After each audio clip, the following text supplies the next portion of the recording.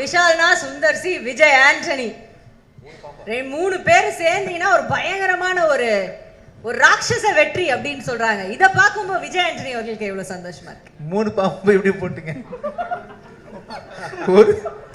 ஏற்கனவே அனகொண்டான்னு சொல்லி வந்து வச்சு செஞ்சுட்டாங்க. நீங்க இப்ப பொண்ணு வேற போட்டு திரும்பவும் ஞாபகப்படுத்துறீங்களே. ஒரு டிராகனிஷான ஒரு விஷயம் சார். என்னப்பா இது ஒரு டிராகன் கலந்த அந்த மாதிரி எல்லாமே கலந்த ஒரு இது. நீங்க டிராகன் அது டிராகன் போட்டிருந்தா பரவாயில்ல, பாம்பு போட்டு நாம அப்படி வச்சுக்கலாம் சார்.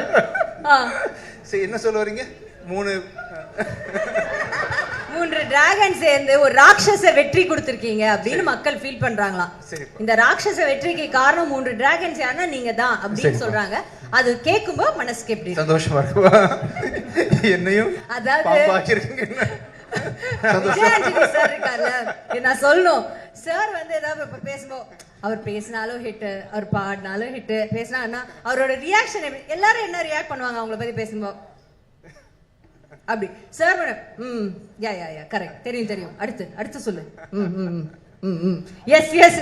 என்ன நம்மள திட்டுறாரா மனசுக்குள்ள, இல்ல நிஜமா ஓகே சொல்றாரா, ஒண்ணுமே தெரிய மாட்டேங்குது. பட் இதுல என்னன்னா இந்த மூணு டிராகனும் நல்லா ஈனு பல்ல காட்டி சிரிச்சிட்டு இருந்தா பெர்ஃபெக்ட்டா இருந்திருக்கும். ஏன்னா எங்க மூணு பேரோட மூணு அப்படிதான் இருக்கு. ஆமா, கொஞ்சம் சிரிப்பு கம்மியா இருக்குல்ல இதுல. ஆமா, சந்தோஷமா தான் இருக்காங்க. விஜயாண்டி மட்டும் பயங்கரமா சிரிக்கிறாங்க. மட்டும் பெருசா சிரிக்குதுப்பா.